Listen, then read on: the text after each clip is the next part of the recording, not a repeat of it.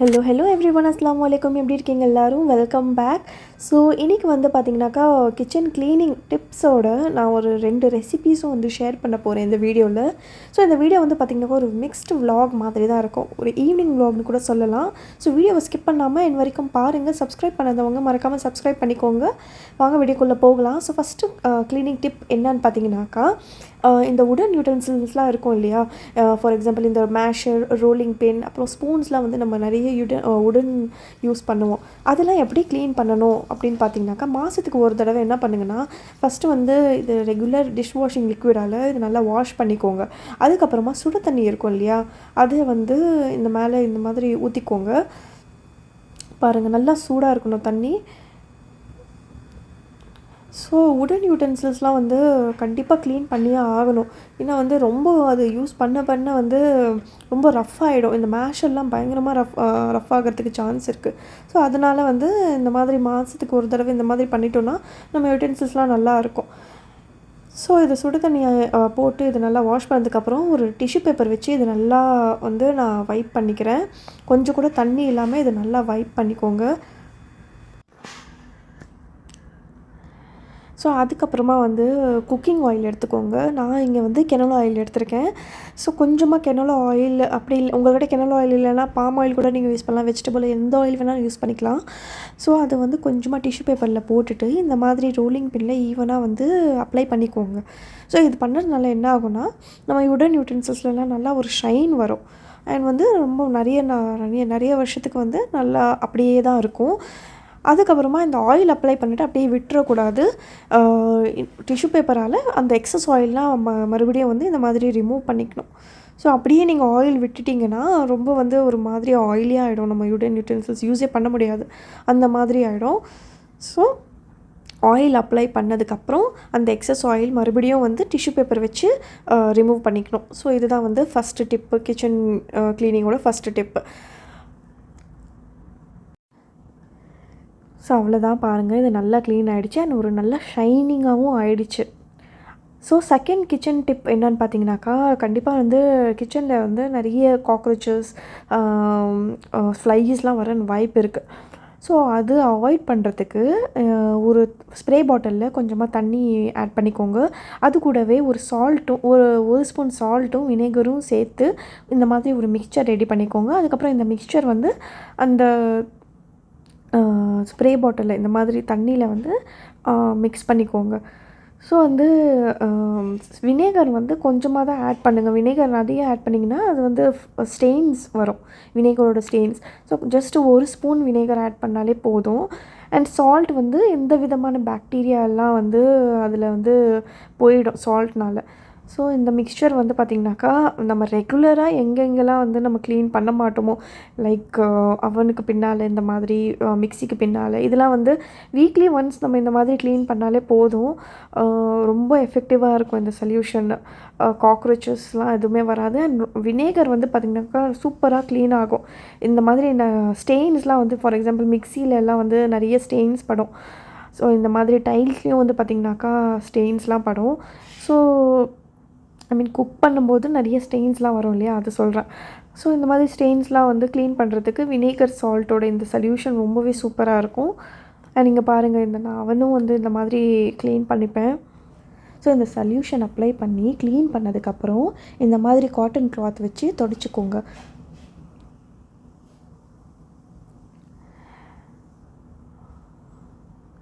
So இந்த solution வச்சு இன்னும் நிறைய கிச்சனோட கார்னர்ஸ்லாம் வந்து க்ளீன் பண்ணிக்கோங்க. ஸோ அடுத்த கிச்சன் டிப் வந்து இந்த சிங்க் க்ளீன் பண்ணுறது தான். ஸோ கண்டிப்பாக வந்து நான் வீக்லி ஒன்ஸ் இந்த மாதிரி சிங்க்லாம் வந்து ஜிஃப்பு யூஸ் பண்ணி க்ளீன் பண்ணிப்பேன். ஏன்னா வந்து நம்ம மீன்லாம் வந்து மஞ்சள் பொடி போட்டு கழுவுவோம். நிறைய வந்து சிங்க்கு தான் வந்து பார்த்திங்கனாக்கா ரொம்ப ஒரு டர்ட்டியாக இருக்கும். இந்த மாதிரி கார்னர்ஸ் தான் எஸ்பெஷலி ரொம்ப டர்ட்டி ஆகிடும். ஸோ இதெல்லாம் வந்து இந்த மாதிரி ஜிஃப் சொல்யூஷன் யூஸ் பண்ணி நான் க்ளீன் பண்ணுவேன். இங்கே வந்து ரொம்பவே நல்லாயிருக்கும் ஜிஃப்பு. அப்படி இந்தியாவில் வந்து இந்த சொல்யூஷன் கிடைக்கலனா நீங்கள் வந்து ரெகுலர் டிஷ் வாஷிங் லிக்விட் இல்லைனா டிஷ் வாஷிங் சோப்லாம் இருக்கும் இல்லையா, நம்ம விம்மு அதுக்கப்புறம் அதெல்லாம் யூஸ் பண்ணி நீங்கள் இந்த மாதிரி சிங்க் க்ளீன் பண்ணிக்கலாம். ஸோ இந்த கார்னர்ஸ்லாம் இந்த ஸ்டாப்க்கு கீழே இருக்கிற இந்த கார்னர்ஸ்லாம் ரொம்ப பிச்சு பிச்சுப்பு தனம் வந்துடும். ஸோ அதெல்லாம் வந்து க்ளீன் பண்ணுறதுக்கு இந்த மாதிரி தான் நான் வீக்லி ஒன்ஸ் க்ளீன் பண்ணிவிடுவேன். ஸோ இந்த மாதிரி க்ளீனிங்க்கெலாம் வந்து நான் தனி ஸ்க்ரப்பர் யூஸ் பண்ணுவேன். ரெகுலராக வந்து பாத்திரம் கழுவுறதுக்கு யூஸ் பண்ணுற ஸ்க்ரப்பர் யூஸ் பண்ண மாட்டேன். க்ளீனிங்க்குன்னு தனியாக தான் வச்சுருப்பேன். ஸோ பாருங்கள், நல்லா க்ளீன் ஆகிடுச்சு. சிங்க்லாம் பாருங்கள் எவ்வளோ அப்படியே பளிச்சுன்னு அப்படியே ஷைன் ஆகுது சிங்க்கு. ஸோ வீக்லி ஒன்ஸ் இந்த மாதிரி க்ளீன் பண்ணிக்கிட்டோம்னா நம்ம வீட்டில் காக்ரோச்சஸ், ஃப்ளைஸ்லாம் எதுவுமே அவ்வளோ சேராது. எஸ்பெஷலி கிச்சன் தாங்க. கிச்சன் நல்லா க்ளீனாக வச்சுக்கிட்டோன்னாலே நல்லாயிருக்கும். ஸோ அடுத்த கிச்சன் டிப் வந்து பார்த்திங்கனாக்கா, இந்த மாதிரி டஸ்ட்பின் யூஸ் பண்ணுறவங்களுக்கு யூஸ்ஃபுல்லாக இருக்கும். ஸோ வந்து நான் இந்த மாதிரி தான் டஸ்ட்பின் யூஸ் பண்ணுவேன். சிங்க்கு பக்கத்தில் தான் வச்சுப்பேன் இந்த மாதிரி ஹேங் பண்ணி. இதை நான் ஹோம் பாக்ஸில் வாங்கினேன். இந்த டஸ்ட்பின் ரொம்பவே நல்லா இருக்கும். இந்த மாதிரி நம்ம ஹேங் பண்ணி வச்சிட்டோன்னா டக்குன்னு வந்து எதனா குப்பை போடணுன்னா இந்த மாதிரி நான் போட்டுருவேன் சைட்லேயே இருக்கிறதுனால. ஸோ இதில் என்ன பண்ணணுன்னா, ஒரு நியூஸ் பேப்பர் எடுத்துக்கோங்க. நியூஸ் பேப்பர் வந்து நல்லா ஒரு டஸ்ட்பின் சைஸில் இந்த மாதிரி ஃபோல்ட் பண்ணிவிட்டு அதுக்கு அடியில் வச்சுடுங்க. அதுக்கு மேலே வந்து பார்த்திங்கனாக்கா பேக்கிங் சோடா இது வந்து மேலே இந்த மாதிரி ஒரு 1 to 2 டேபிள் ஸ்பூன் வந்து போட்டுக்கணும். இதனால் என்ன ஆகும்னா, பேக்கிங் சோடானால் வந்து நம்ம டஸ்ட்பினில் எந்த விதமான பேட் ஓடார் எதுனா இருந்துச்சுனாக்கா அதெல்லாம் வராது. அண்ட் வந்து டஸ்ட்பினில் இருந்து தண்ணி கிண்ணி எதனா லீக் ஆச்சுன்னா அந்த நியூஸ் பேப்பர் வந்து அதை அப்சார்ப் பண்ணிக்கும். ஸோ அவ்வளோதான். ரெகுலராக இது வந்து நான் பண்ணுவேன் கண்டிப்பாக. அப்படி பேக்கிங் சோடா உங்கள்கிட்ட இல்லைன்னா நீங்கள் வந்து நாஃப்தலின் பால்ஸ், ஆமாம் நாஃப்தலின் பால்ஸ் வந்து இந்த மாதிரி போட்டு வச்சுக்கிட்டிங்கன்னா அதுலேயே வந்து நம்மளுக்கு எந்த விதமான பேட் ஸ்மெல்லாம் வராது. அதுக்கப்புறமா வந்து பார்த்திங்கனாக்கா, லாஸ்ட் கிச்சன் டிப் என்னன்னு பார்த்திங்கனாக்கா, இந்த மாதிரி மல்லித்தூள், மஞ்சள் தூள், மிளகாய் தூள் இதெல்லாம் வந்து நான் வெளில தான் வைப்பேன். இதெல்லாம் நான் இந்தியாவிலேருந்து வாங்கிட்டு வந்தேன். ஸோ வெளியே வைக்கிறதுனால நிறைய தடவை வந்து பூச்சிலாம் வரத்துக்கு நிறைய சான்ஸ் இருக்குது. ஸோ அதை அவாய்ட் பண்ணுறதுக்கு இதுக்குள்ளே வந்து கொஞ்சமாக உப்பு சேர்த்துக்கோங்க. உப்பு சேர்த்துக்கினதுனால என்ன ஆகும்னா, பூச்சிலாம் கண்டிப்பாக சேராது. நிறைய நாளுக்கு வந்து இது நல்லாயிருக்கும் இந்த மாதிரி இந்த மசாலாலாம். ஸோ இன்னொரு டிப் கூட இருக்குது. இந்த மசாலாவில் இருந்தால் பூச்சிலாம் அவாய்ட் பண்ணுறதுக்கு நம்ம ஃப்ரிட்ஜில் கூட வைக்கலாம். பட் ஃப்ரிட்ஜில் இடம் இல்லைன்னா நான் இந்த மாதிரி டெக்னிக் தான் வந்து யூஸ் பண்ணுவேன்.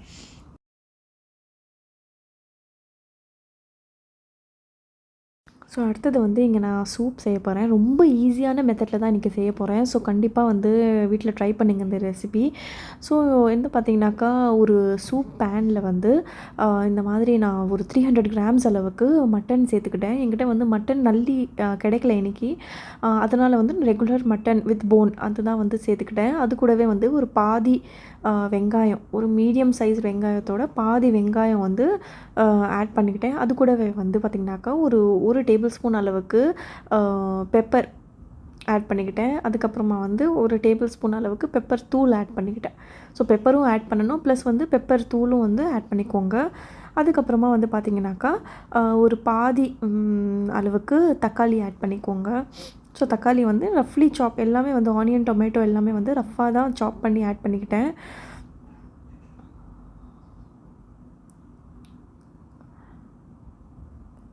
அதுக்கப்புறமா வந்து கொஞ்சமாக கொத்தமல்லி ஆட் பண்ணிக்கோங்க.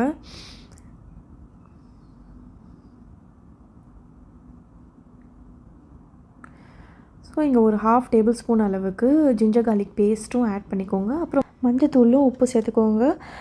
அதுக்கப்புறமா வந்து தண்ணி ஆட் பண்ணிக்கோங்க. நான் ஒரு 1.5 கிளாஸ் அளவுக்கு தண்ணி சேர்த்துக்கிட்டேன் இந்த மாதிரி. ஸோ அவ்வளோதான். இப்போ வந்து நம்ம ஹை ஃப்ளேமில் இதை ஒரு 15 மினிட்ஸ் லிட் க்ளோஸ் பண்ணி இது குக் பண்ண போகிறோம். ஸோ ரொம்ப இன்ஸ்டண்ட்டான சூப் இது. ஒரு 1/2 அன் ஹவர்லேயே வந்து பார்த்திங்கனாக்கா ரெடி ஆகிடும். ஆக்சுவலாக வந்து ஃபஸாக்கு தான் வந்து இந்த சூப் செஞ்சுருக்காங்க. சளி வந்துச்சுனால சரி அவனுக்கு சூப் செஞ்சிடலாம். அப்புறம் அதில் இருக்கிற அந்த மட்டன்லாம் வந்து அதை சாப்பிட மாட்டான். சரி அதில் வந்து நம்ம மட்டன் மசாலா நைட்டுக்கு வந்து செஞ்சிடலாம் அப்படின்னு தான் வந்து இங்கே வந்து நான் ஆனியன்லாம் சாப் பண்ணிக்கிட்டு இருந்தேன். ஸோ ஆனியன் வந்து நைட்டுக்காக மட்டும் இல்லை, அடுத்த நாளுக்கு நான் என்ன சமைக்க போகிறேனோ அதுக்கும் வந்து ஆனியன் இப்போவே சாப் பண்ணிலாம் வச்சுருவேன். ஸோ இதுவும் ஒரு வகையான ஒரு கிச்சன் டிப் தான். நம்ம அடுத்த நாள் ஏர்லி மார்னிங் எந்திரிச்சு சமைக்க போகிறோம் இல்லையா, அதுக்கு வந்து முந்தா நாளே இந்த மாதிரி ப்ரிப்ரேஷன்லாம் பண்ணி வச்சிட்டோன்னா ஏர்லி மார்னிங்லாம் குக் பண்ணுறதுக்கு ரொம்ப யூஸ்ஃபுல்லாக இருக்கும். ஸோ நான் இந்த மாதிரி தான் பீட்ரூட் சாப் பண்ணுவேன். சாப்பிங் போர்ட் வச்சுலாம் எனக்கு வராது பீட்ரூட்லாம் கட் பண்ணுறதுக்கு. ஸோ அடுத்த நாள் குக் பண்ணுறதுக்கு இந்த மாதிரி சாப் பண்ணி ஃப்ரிட்ஜுக்குள்ளே வச்சுடுவேன். ஸோ இங்கே பாருங்கள் ஃபஸாவும் எந்திரிச்சிட்டான். ஆக்சுவலாக அவன் தூங்கிட்டு இருந்த கேப்பில் தான் நான் போய் எல்லாம் க்ளீனிங் வேலைலாம் பண்ணிகிட்டு இருந்தேன். ஸோ அவன் எந்திரிச்சோடனே அவனுக்கு பால்லாம் கொடுத்துட்டு அவன் இங்கே வந்து காரிடோரில் நெய்பர்ஸோட குழந்தைங்களோட விளையாடிட்டு இருந்தான் ஜாலியாக.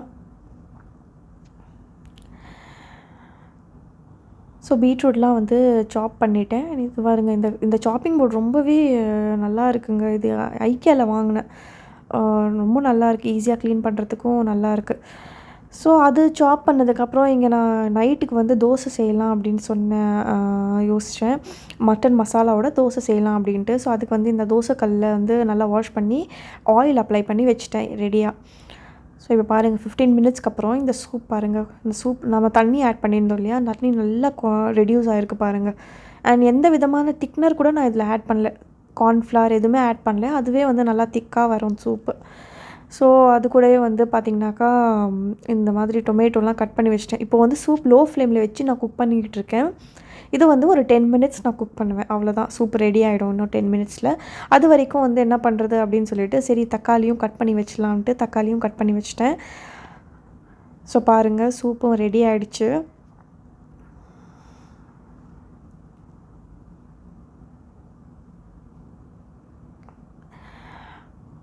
அவ்வளோதான். இப்போது நான் வந்து இது ஃபஸாக்கு ஊட்டி விட்டுருவேன்.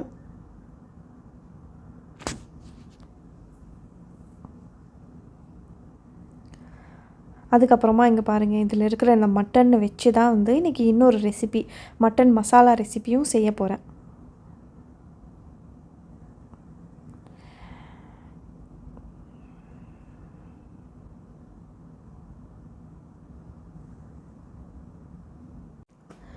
ஸோ அடுத்தது மட்டன் மசாலா செய்கிறதுக்கு நான் ஒரு கடாயில் எண்ணெய் ஆட் பண்ணிக்கிட்டேன். எண்ணெய் நல்லா சூடானதும் இல்லை 2 ஏலக்காய், 2 கிராம்பு, ஒரு பெரிய சைஸ்டு பட்டை ஆட் பண்ணிக்கிட்டேன். அதுக்கப்புறமா நறுக்கி வச்சுருந்த அந்த வெங்காயமும் ஆட் பண்ணிக்கிட்டேன். ஸோ இது எவ்வளோன்னு பார்த்திங்கனாக்கா ஒரு மீடியம் சைஸ் வெங்காயம் ஆட் பண்ணியிருக்கேன். இது வந்து ஒரு கொஞ்சமாக ட்ரான்ஸ்லூசன்ட் ஆனதும் இதில் வந்து தேவையான அளவுக்கு உப்பு சேர்த்துக்கோங்க. அதுக்கப்புறமா நல்லா ஒரு 2 மினிட்ஸ் ஃப்ரை பண்ணிக்கோங்க. ஸோ 2 மினிட்ஸ் ஃப்ரை ஆனதுக்கப்புறம் இதில் கொத்தமல்லி ஆட் பண்ணிக்கிட்டேன். அதுக்கப்புறம் இது நல்லா கோல்டன் ப்ரௌன் ஆகிற வரைக்கும் ஃப்ரை பண்ணிக்கோங்க. ரொம்ப ப்ரௌனிஷாக இல்லை, ஜஸ்ட்டு கோல்டன் கலர் வந்தாலே போதும். ஸோ பாருங்கள், இந்த மாதிரி கோல்டன் கலர் வந்ததுக்கப்புறம் இதில் வந்து ஜிஞ்சர் கார்லிக் பேஸ்ட் ஆட் பண்ணிக்கோங்க. ஜிஞ்சர் கார்லிக் பேஸ்ட்டோட பச்சை வாசனை போகிற வரைக்கும் நம்ம ஃப்ரை பண்ணிக்கணும். ஸோ ஒரு 2 மினிட்ஸ் ஃப்ரை ஆனதுக்கப்புறம் இதில் நம்ம நறுக்கி வச்சுருக்கிற தக்காளி ஆட் பண்ணிக்கணும். ஸோ ஒரு வெங்காயம் ஆட் பண்ணதில் நான் 2 மீடியம் சைஸ் தக்காளி ஆட் பண்ணியிருக்கேன்.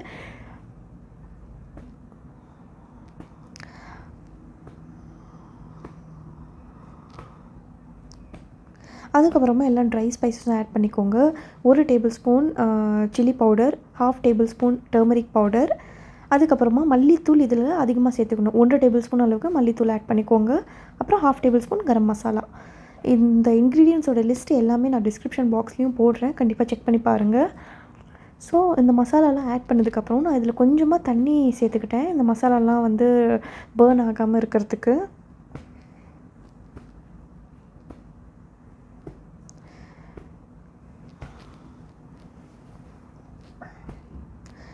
ஸோ இப்போ இதை நல்லா மிக்ஸ் பண்ணிக்கலாம். ஸோ இப்போ லிட் க்ளோஸ் பண்ணி ஒரு 2 மினிட்ஸ் வந்து இந்த டொமேட்டோஸ்லாம் மசாலாலாம் குக் ஆகிறதுக்கு வச்சுட்டேன். ஸோ பாருங்கள், 2 மினிட்ஸ்க்கு அப்புறம் நான் லிட் ஓப்பன் பண்ணுறேன். பாருங்கள், டொமேட்டோலாம் நல்லா குக் ஆகிருக்கு. அதுக்கப்புறமா நம்ம சூப்பில் இருக்கிற அந்த மட்டன் பீசஸ்லாம் வந்து டைரெக்டாக இந்த மசாலாவில் நம்ம சேர்த்துக்கணும். அப்படி நீங்கள் சூப் செஞ்சு இந்த மட்டன் மசாலா செய்யலைன்னா டைரெக்டாக பச்சை மட்டன் வந்து இந்த மாதிரி கடாய்க்கு பதிலாக ப்ரெஷர் குக்கரில் வேக வச்சுட்டு அதுக்கப்புறமா நீங்கள் இதில் இந்த மட்டன் மசாலாவில் ஆட் பண்ணிக்கலாம். அதுக்கப்புறம் வந்து பார்த்திங்கனாக்கா மட்டன் நிறைய நேரம் கூட இப்போ நம்ம குக் பண்ண மாட்டோம். இப்போது கொஞ்சமாக வந்து நான் தண்ணி 1 கிளாஸ் அளவுக்கு தண்ணி ஆட் பண்ணி லோ ஃப்ளேமில் வச்சு குக் பண்ணுவேன். அவ்வளோதான், மட்டன் மசாலா ரெடி ஆகிடும். அண்ட் இது கூடவே வந்து இன்றைக்கி நான் தோசை செய்ய போகிறேன். ஸோ பாருங்கள், தண்ணி ஆட் பண்ணிக்கிட்டேன். ஸோ இப்போ வந்து லிட் க்ளோஸ் பண்ணி லோ ஃப்ளேமில் வச்சு குக் பண்ணுவேன். ஸோ அவ்வளோதான், மட்டன் மசாலா ரெடி ஆகிடுச்சு. அண்ட் ஒரு பக்கம் வந்து பார்த்திங்கனாக்கா நான் சுட சுட தோசையும் வந்து செய்ய ஸ்டார்ட் பண்ணிட்டேன். ஸோ அவ்வளோதான், இதோட இந்த vlog முடிச்சுக்கிறேன். ஸோ இந்த வீடியோ உங்களுக்கு பிடிச்சிருந்ததுன்னா வீடியோவை லைக் பண்ணுங்கள், ஷேர் பண்ணுங்கள், அண்ட் மறக்காமல் சேனலை சப்ஸ்கிரைப் பண்ணுங்கள். பாய், அல்லாஹ் ஹாஃபிஸ்.